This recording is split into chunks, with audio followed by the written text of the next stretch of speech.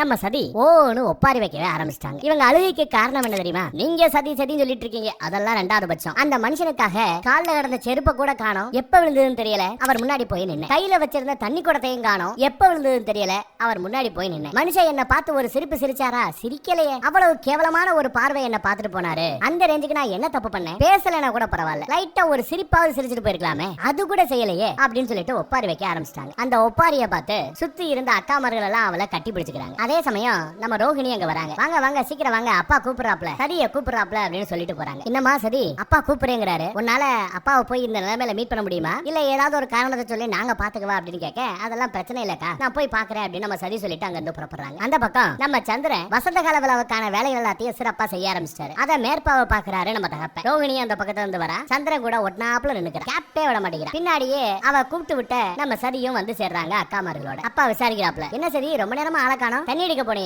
தண்ணி எடுத்துட்டு வந்துட்டியா? கங்கை நதியிலிருந்து எடுத்து வந்த தண்ணீர் எங்க அப்படிங்கிற மாதிரி கேக்குற. சதியால பொய் சொல்ல முடியுமான்னு தெரியல, டைட்டா திணறாங்க. அதை புரிஞ்சுக்கிட்டு அக்காமார்களே முன்னாடி வந்து, இல்ல இல்ல தண்ணி எடுக்க போனா, பட் போற வழியிலேயே இசைக்கலைஞர்கள் வந்ததுனால அவங்கள வரவேற்று இங்க கூட்டு வந்துட்டா அப்படின்னு சொல்லி சமாளிக்கிறாங்க. அதே சமயம் நம்ம சந்திரன் சில டவுட்ஸை கேட்கிறாப்ல. வசந்த கால விழா சம்பந்தப்பட்ட ஏதாவது உங்களோட அட்வைஸ் ஏதாவது இருந்தா சொல்லுங்க, சிறப்பு கட்டளைகள் ஏதேனும் உண்டா அப்படின்னு கேட்டா, சிறப்பு கட்டளைன்னு கிடையாது, பொதுவா வசந்த கால விழாவில் ஆட்டம் பாட்டம் கொண்டாட்டம்னு எல்லாமே சிறப்பா இருக்கும், போட்டிகளும் நிறைய நடத்தப்படும். அந்த போட்டிகள்ல பாரபட்சம் இல்லாம ஜெயிச்சவங்களை நீ அனௌன்ஸ் பண்ணணும், பாரபட்சம் இல்லாம ஜெயிச்சவங்க யாரா இருந்தாலும் அவங்க வேண்டியதை நீ கொடுக்கணும், அது உன்னோட பொறுப்பு, நல்லபடியா பாத்துக்கோ அப்படின்ட்டு சந்திரன் கிட்ட சொல்றாரு. அதே பக்கம் இந்த பக்கத்துல நம்ம அமைச்சர் இருக்காரு இல்லையா, அவர் பக்கம் திரும்பி, வசந்த கால விழா நடக்கிற சமயத்துல நான் இங்க இருக்க மாட்டேன், மகாசபை கூட்டத்துக்காக ஆலோசனை கூட்டத்துக்காக நான் வெளியில போயிடுவேன், அப்போ நான் இல்லைன்னு தெரிஞ்சுக்கிட்டு அரக்கர்கள் இங்க தாக்க வரலாம், அப்படி ஒரு காலம் அவங்க போருக்கு தயாராகி இங்க வந்தாங்கன்னா அவங்கள சமாளிக்க வேண்டிய பொறுப்பு மந்திரியான உங்ககிட்ட ஒப்படைக்கிறேன், நாட்டின் பாதுகாப்பு உங்க கையில அப்படின்னு சொல்லிடுறாரு. அப்படியே பேசிட்டு இருக்கும்போது அங்க ராணி இருப்பாங்க இல்லையா,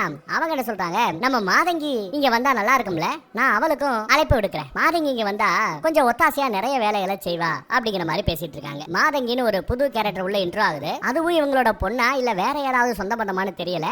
எப்போ அந்த உறவு முறையை சொல்லி கூட இருக்கிற கேரக்டரை ஏதாவது கூப்பிடுறாங்களோ அப்பதான் அந்த உறவு முறை யாரு என்னன்னு நம்மளால சொல்ல முடியும். இப்போ வரைக்கும் மாதங்கின்னு ஒரு கேரக்டர் உள்ள என்டர் ஆக போகுது அப்படிங்கறத தெரிஞ்சுப்போம். அதெல்லாம் இருக்கட்டும், நம்ம காசி இருப்பாப்லையே அவர் எங்க அப்படின்னு நம்ம மன்னர் விசாரிக்க ஆரம்பிச்சா, அதான் நீங்க மகாசபை கூட்டத்துக்காக சிவனுக்கு அழைப்பு விடுக்க சொன்னீங்க இல்லையா, அதனால காசி அவர்கள் தற்சமயம் தத்தீசி குருநாதரை போய் பார்த்திருப்பாரு, அவரையும் சேர்த்து கூட்டிக்கிட்டு அப்படியே அங்க இருந்து கைலாயமலைக்கு போய் சிவனுக்கு அழைப்பு விடுக்க போயிருப்பாப்ல அப்படின்னு சொல்றாரு. கைலாயமலைன்னு இவங்க பேசிட்டு இருக்கிறத கேட்டதை இந்த பக்கம் சதியோட முகத்துல வெளியே சொல்ல முடியாத ஒரு சந்தோஷம். இந்த பக்கம் கைலாயமலைக்கு போய்கிட்டு இருக்கிறவங்கள காமிக்கிறாங்க. அங்க நம்ம காசி தத்தீசி குருநாதர் கிட்ட, மன்னர் இவ்வளவு சீக்கிரம் மனம் மாறுவார், இவ்வளவு சீக்கிரம் ஆலோசனை கூட்டத்துக்கு சிவனுக்கு அழைப்பு விடுக்க சொல்லுவார் நான் எதிர்பார்க்கவே இல்ல, எவ்வளவு ஆச்சரியமா இருக்கு தெரியுமா அப்படின்னு பேச, அதுக்கு நம்ம ததீசி குருநாதரும், ஆமா எனக்கும் அந்த ஆச்சரியம் உண்டு, ஆச்சரியப்படுற இந்த விஷயத்துல நீங்க தனிமையில் இல்ல, நானும் சேர்ந்தே இருக்கிறேன், நிறைய பேருக்கு அந்த சந்தேகம் உண்டு, எல்லாம் நன்னைக்கே அப்படின்னு அவங்க பேசிட்டு போயிட்டு இருக்கும் போது அவங்களுக்கே தெரியாம அவங்க பின்னாடி ஏதோ ஒரு கருப்பு கலர்ல புகை ஒண்ணு அவங்கள ஃபாலோ பண்ணிக்கிட்டே போகுது. அப்படியே அந்த புகை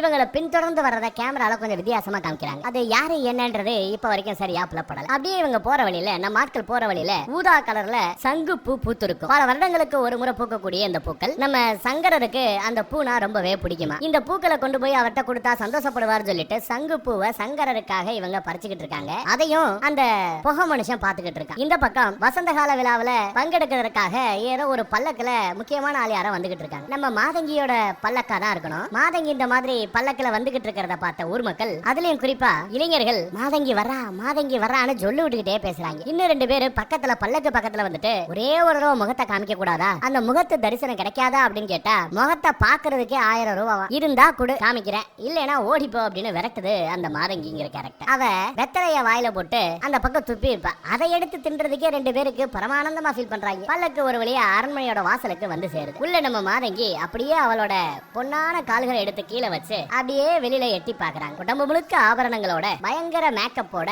முகத்தை காமிக்காம முதுக காமிச்சுக்கிட்டே மேடம் நடந்து போறாங்க. இடையழகி, தொடையழகி, கழுத்தழகி, இப்போ வரைக்கும் முகத்தை காமிக்கல, அப்படியே சுத்திக்கிட்டே தான் இருக்காங்க. டே முகத்தை காமிங்கடா அப்படின்னா பைனலா முகத்தை காமிக்கிறாங்க. பரவாயில்ல, புகழ்ந்ததுக்கு ஏத்த மாதிரியான ஒரு ஃபேஸ் தான், என்ன மேக்கப் தான் மூஞ்சி அடிக்கிற மாதிரி போட்டிருக்காங்க. சோ மாதங்கியோட முகத்தை பார்த்தாச்சு, அதுவும் 5 பைசா செலவு இல்லாம நாம பார்த்துட்டோம். சதி தேவியும் மாதங்கியை பார்த்ததும் எப்ப வந்த அப்படின்னு கேட்டுட்டு குடுகுடுன்னு ஓடி வராங்க. மாதங்கிய புன்னகையோட வரவேற்கிறாங்க. ஆனா இவங்க எதுவும் பேசாம சதியோட முகத்தை பார்த்துட்டு அவளோட கைய பிடிச்சு நாடி பாக்குறாங்க. அப்புறம் நெஞ்சில தொட்டு பாக்குறாங்க. என்னம்மா இதயம் கொஞ்சம் ஓவரா துடிக்குது, உன் சுவாசத்துல சூறாவளியே அடிக்குது, உன் கண்ணுல காதல் தெரியுது. சரி சொல்லவே இல்ல, எப்ப காதலிக்க ஆரம்பிச்ச, யாரு உன்னோட காதலன் அப்படின்னு கேக்குறாங்க. பார்த்த செகண்ட்ல கண்டுபிடிச்சாலேங்கிற மாதிரி சதிக்கு ஒரு மிரள்ச்சி. இவளுக்கே தனக்கு இருக்கிற அந்த உணர்வுக்கு பேரு காதலா அப்படின்னு தெரியல. ஆனா வந்தவ ரொம்ப அசால்ட்டா இது காதல் தான் அப்படின்னு அடிச்சு சொல்றாங்க. உடனே நம்ம சதிதேவி மாதங்கியோட கால்ல விழுந்து வணங்குறாங்க. ஐயோ என்ன இப்படி, இளவரசி என் கால்ல போய் விழலாமா அப்படின்னு தூக்கி விடுறாங்க. என்னதான் இளவரசியா இருந்தாலும் எனக்கு நடனத்தை சொல்லி கொடுத்த என்னோட நடன குருநாதர் நீங்க, உங்களை மதிக்காம இருப்பனா, ஆசீர்வதிங்கள்னு கேக்குறாங்க. மாதங்கியும் ஆசீர்வதிக்கிறாங்க. அதுவும் எப்படி, ஒரு கால் நான் கல்யாணம் பண்ணியிருந்தா இந்நேரம் எனக்கு உன் வயசுல ஒரு பொண்ணு இருப்பா, நீயே கூட எனக்கு பொண்ணா பிறக்க வாய்ப்பு இருக்கு, கல்யாணம் பண்ணிக்காம அப்படியே இருந்துட்டேன், நீ என் பொண்ணு மாதிரி நல்லா இருக்கணும் அப்படின்ற மாதிரி ஆசீர்வதிக்கிறாங்க. சரி வாங்க அம்மாட்ட கூட்டு போறேன் அப்படின்னு சொல்லும் போது நில்லுன்றாங்க. என்ன காதல் குறித்து நான் உங்ககிட்ட பேசுனேனே அதெல்லாம் சரிதானே அப்படின்னு கேட்டா அந்த பொண்ணு ஒரு மாதிரியா முகம் மாறுது. அதை புரிஞ்சுக்கிட்டேவங்க, அட சும்மா சொன்னம்மா, இதுக்கு போய் சும்மா காட்சிக்கு சொன்னதுக்கே ஏன் மூஞ்சி இப்படி அப்செட் ஆகுது, ஃப்ரீயா விடு வா போலாம் அப்படின்னு மாதங்கி கூட்டு போறாங்க. அந்த பக்கம் ஒரு வழியா நம்ம ஆட்கள் கைலாய மலைக்கு வந்து சேர்ந்தாச்சு. நம்ம டிஸ்டர்பன்ஸ் எப்பவும் போல இவங்களை வேவு பாக்குறாங்க, வேடிக்கை பாக்குறாங்க. சங்கு மலர்களை கையில அப்படியே எடுத்துக்கொண்டபடி நம்ம தத்தீசி குருநாதர் அங்க வந்து சேர்றாரு. அங்க நம்ம நந்தி வராரு. நந்தி இவங்களை பார்த்து ரொம்ப சந்தோஷப்படுறாரு. இந்த டிஸ்டர்பன்ஸுக்கு இப்ப என்ன ஃபீல் பண்றாங்கன்னா, நந்திக்கு வேற வேலை இல்ல, எப்ப பார்த்தாலும் ஒரு பொண்ணு இங்க கொண்டு வந்து வைக்கணும், சிவனுக்கு கல்யாணம் பண்ணி வைக்கணும்னே தெரியுறா, ஒரு கால் பொண்ணை பத்தி பேசுறதுக்காக தான் இந்த குருக்கள் எல்லாத்தையும் இந்த பக்கத்துல வர சொல்லிருப்பாங்களோ அப்படின்னு நம்ம டிஸ்டர்பன்ஸுக்கு டவுட். என்ன மூப்பெரும் தேவர்களும் சேர்ந்து வந்திருக்கீங்க, ஏதாவது விசேஷமா அப்படின்னு நம்ம நந்தி விசாரிக்க,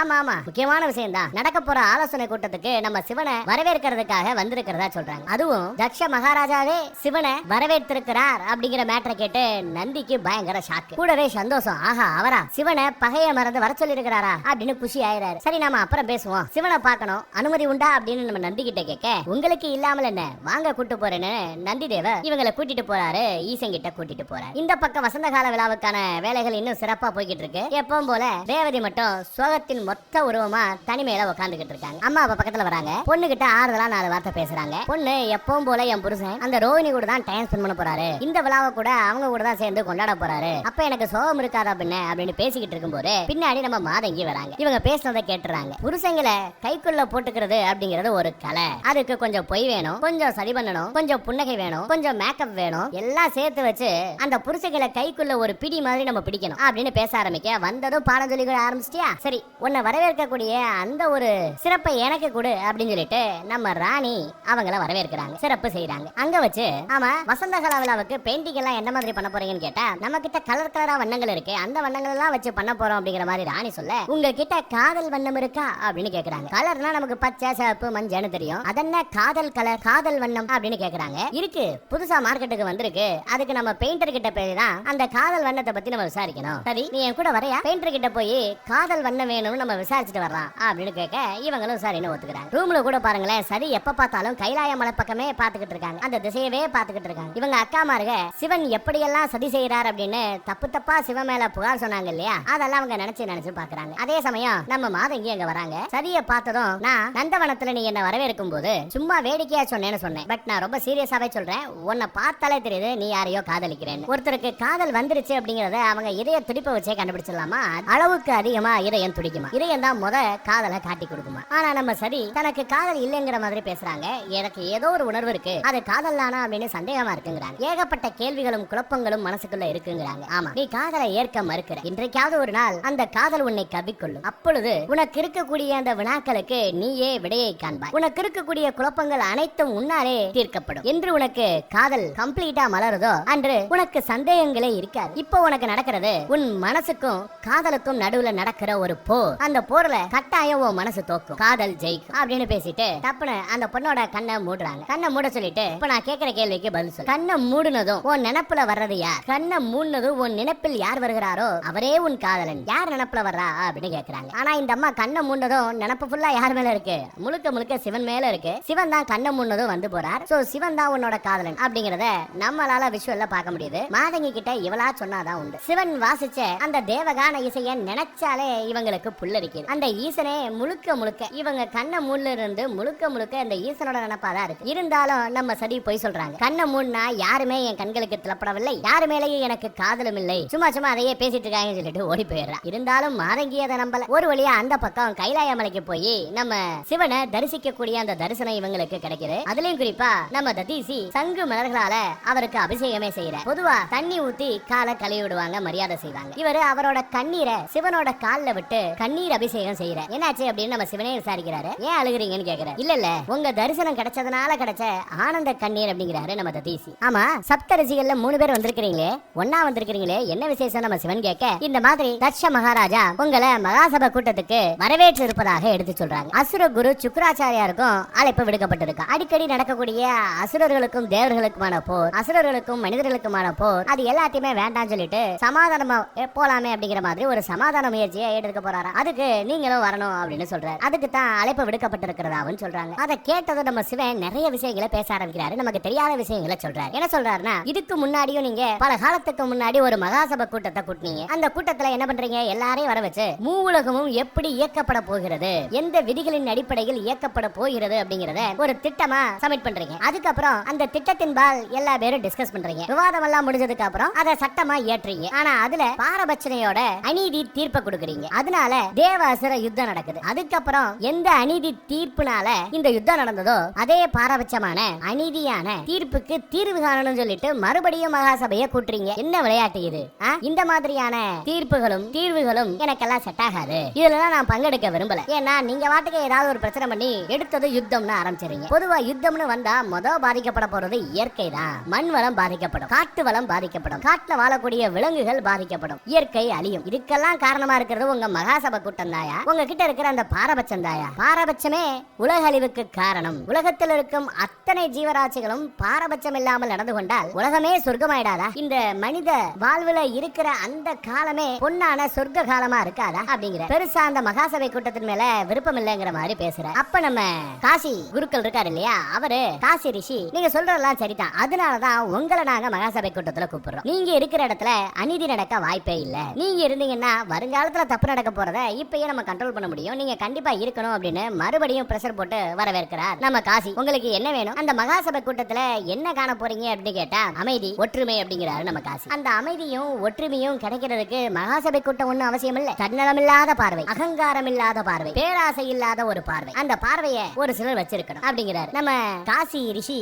எவ்வளவு சொல்லியும் சிவன் ஒத்துக்கல. அதுக்கப்புறம் நம்ம ததீசி குருக்கள் இருக்காரு இல்லையா, அவரு களத்துல இறங்குறார். நான் சொல்ற இந்த காரணத்துக்காக நீங்க தாராளமா மகாசபை கூட்டத்துல கலந்துக்கலாம் அப்படின்னு சொல்லிட்டு அவர் நினைக்கிற அந்த காரணத்தை எடுத்து சொல்றாரு. எனக்கு என்னமோ இந்த மகாசபை கூட்டத்துல நீங்க பங்கெடுக்கிறதுனால மகத்துவமான நிறைய விஷயங்கள் நடக்க போகுது அப்படின்னு என்னோட உள்ளுணர்வு சொல்லுது. இத சாதாரணமா ஒரு இன்விடேஷனா நீங்க நினைக்காம உங்களோட பக்த கோடிகள் நாங்கெல்லாம் இருக்கோம், இங்க எல்லாரோட பிரார்த்தனையா நினைச்சுக்கங்களேன். நாங்க மனதால தியானம் பண்ணி உங்களை கூப்பிட்டா நீங்க வந்துருவீங்கல்ல, அந்த மாதிரி இந்த பக்தர்கள் தியானம் பண்ணி கூப்பிடுறோம், அதற்காக நீங்க வாங்க, அந்த மாதிரி வர்றதா நீங்க நினைச்சுக்கிட்டு வாங்க அப்படிங்கிற மாதிரி நம்ம ததீசி கூப்பிடுறாரு. அவங்க அழைப்பா நீங்க எடுத்துக்க வேண்டாம், என்னோட அழைப்பா எடுத்துக்கிட்டு எனக்காக வாங்கன்னு கூப்பிடுறாரு. ஒரு பக்தனோட அழைப்பை எப்படி இவரால நிராகரிக்க முடியும்? இருந்தாலும் மௌனம் காக்கிறார் நமது சிவன். ஆனா சிவன் அமைதியாவே இருந்ததை பார்த்துட்டு ததீசி ஒரு மாறி ஆயிறாரு. இல்ல நீங்க என்ன நம்பி வாங்க, கைலாய மலைக்கு வாங்க, சிவன் நான் சொன்னா கண்டிப்பா கேட்பாரு அப்படின்னு சொல்லிட்டு இவங்க கிட்ட நான் வாக்கு கொடுத்துட்டேன், என் வாக்கு பொய்யாயிடக்கூடாது, அதுக்காவது நீங்க கண்டிப்பா வரணும் அப்படின்னு நம்ம ததீசி கேட்கிறார். அதுக்கும் சிவங்கிட்ட இருந்து மௌனம் தான். இருந்தாலும் ரொம்ப நேரம் மௌனத்துக்கு அப்புறம் ஆகட்டும், மகாசபை கூட்டத்துக்கு நான் வருகிறேன், உனது வாக்கு பொய்யாகாது